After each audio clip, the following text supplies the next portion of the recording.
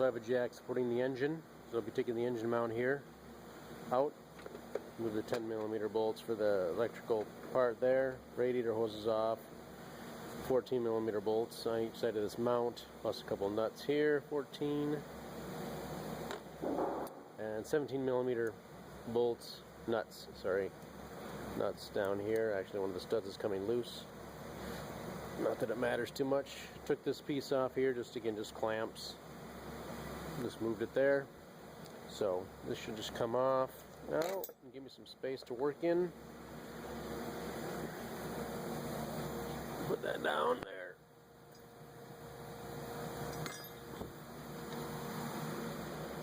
Alright, now we got some space to work.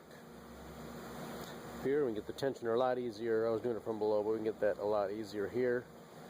I want to loosen up the 4 10mm bolts on that pulley there before we take the belt off. Sometimes the belt can keep the pulleys from turning, and even put a wrench on there and make the belt tighter, and that helps break bolts loose. So we'll try to break those 10mm bolts loose, and then we can take that belt off probably.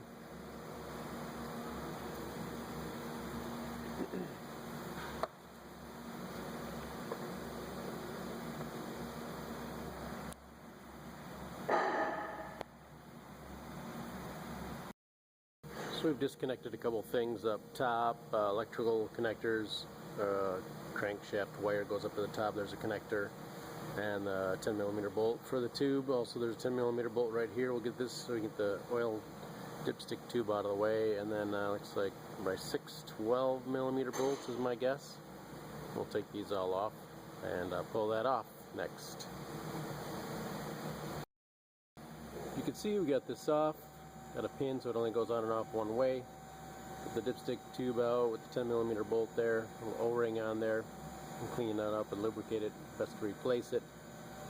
We have that stuff. We're just going to drop this down, take the clips off. Or maybe we'll just leave it hang there. Do what it does naturally. And we'll probably take it off so it doesn't get caught on anything. Like that. There we go. And we'll start taking the 10mm bolts off of here and work our way up.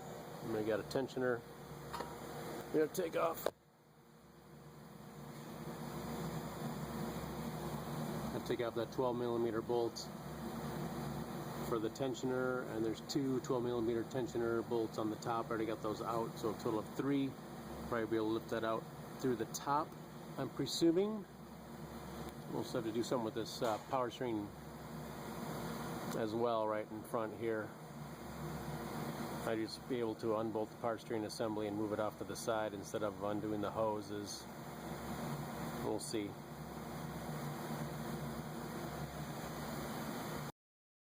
This is just a vacuum pipe tube, so just I twisted the clamp so I can get to it, use the pliers, pull it back, and get this out of the way of the timing cover. If there's a bracket or something for that pipe, we can just get to that up when we're back up top. I'm just going to start taking off the 10mm bolts down here for this lower cover and see how we do. There's one in the shadows there too, so we'll get as many as we can get. We will need to remove this, call it the power steering tensioner assembly as well. 3 12mm bolts up there. I'm just using a ratchet and a 12mm socket. 3 bolts and it should come out. And the other one did go up through the top. So like we talked about, got the piping here, the 10mm bolt. There's probably a couple of them down there, just 10mm bolts. Get this out of the way probably. Didn't look too close, but we can undo the clamp there and undo the vacuum hose there. We got our tensioner right here. Got the engine jacked up a little bit, and we should be able to sneak this out of here. There we go. Ugh. A little cleaning, but we snuck that out of there. Like I said, 3 12mm bolts. 2 longer ones, I think, on the left, and 1 shorter one. No, there's two short ones and 1 longer one, so I'm sure they only go in one way. And some space And get this out of the way the rest of the way. That's what I'm going to do next. Get that clamp off and that vacuum line. Got the front cover off. Got this AC line on a bracket here. Just move that out of the way a little bit. Freed it up. Gave me the room to move out over here and get around this sensor up here. So pull the cover off. We'll just work on more 10mm bolts around here and there. We'll probably take that, I might have to take that engine mount there off. Probably 2, maybe 3 14mm bolts. Take that engine mount off of the engine. That's what we'll do next, and get the rest of those off. Maybe 1/4 inch ratchet, 10mm socket, and get the rest of those items off. Got my serpentine belt tool here. It's got a cool pin so I can stick them in the hole. This power string pulley has some holes in it, so I got this, put this tool in the holes and break loose the 18mm nut in the center and take off the power string pulley to get this cover off. The nut was not that tight. Perhaps if you hold it with your hand, you may be able to break it loose. Now that's not a metal pulley, so be careful with it, don't break it. Maybe if you have a channel locks and a couple rags to cover it up, maybe, and protect it, but you don't want to. You do not want to gouge up the grooves on that. So, and there's one bolt. I know it's dark up there. There's one 10mm bolt up there too to get this cover off finally. All right, so there is our cover. It's kind of beat up because it's got some oil leaks of some kind and things are warped. But we got our 2 tensioners out of the way. Got our water pump pulley out of the way. Power string pulley out of the way. It's hiding that bolt right there, I believe. Or I didn't know it was there until I moved it. So here's a good overview, I hope, of your timing belt cover and all the bolt holes. Now we'll go below and loosen the timing belt tensioner hydraulic assembly. After we line up our marks, because our belt is not broken, so we're going to turn the engine over and line up our marks, and then we'll take the tensioner off. So there's our crankshaft mark. I've got them highlighted with whiteout. The crankshaft, I turned the engine over and got it lined up, and it's a 21mm bolt. And here, it's got a paint mark. And then there's a little dimple right at the end of my finger. There's a dimple. Dimple, little dimple in the metal there. Same on the back.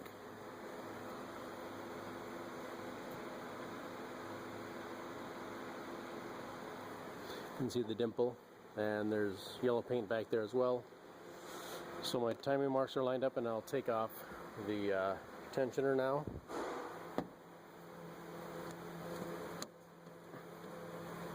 Right there. 2 12mm bolts. And it'll loosen the tension off of the timing belt, and we can take it off. For jobs like this, I really do recommend a timing belt, some kind of kit assembly, so you can get all new parts. After going through this kind of work, it's maybe a good idea to put as many new parts in as you can.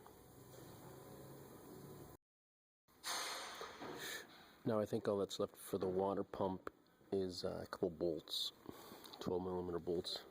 Or a bolt and a nut on this side. However, it seems like they tucked the water pump underneath this black cover back here. It goes behind this supercharger, and I'm not sure exactly. Oh, also it goes behind this pipe, some water coolant pipe here. So I think what I'm going to do is remove this stud using the pliers. I was grabbing on this, it was turning. Or you can put 2 nuts on this and tighten the nuts together, and then you can maybe turn it off that way. But I got pliers, and I'm just going to turn this stud out, and I think I can sneak it out from behind that black cover like that. So I'll proceed, and we'll find out if it's a success. So I did get the water pump out, got that stud out. Did end up double nutting it, like I said. Just put 2 nuts together and tighten them against each other. Then you can use them and just kind of like a bolt and turn it out. Worked for me. and there's this stud back here. Oop.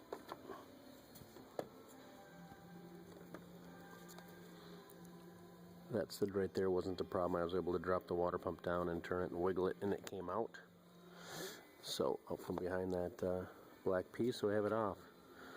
So that pretty much completes our steps for that.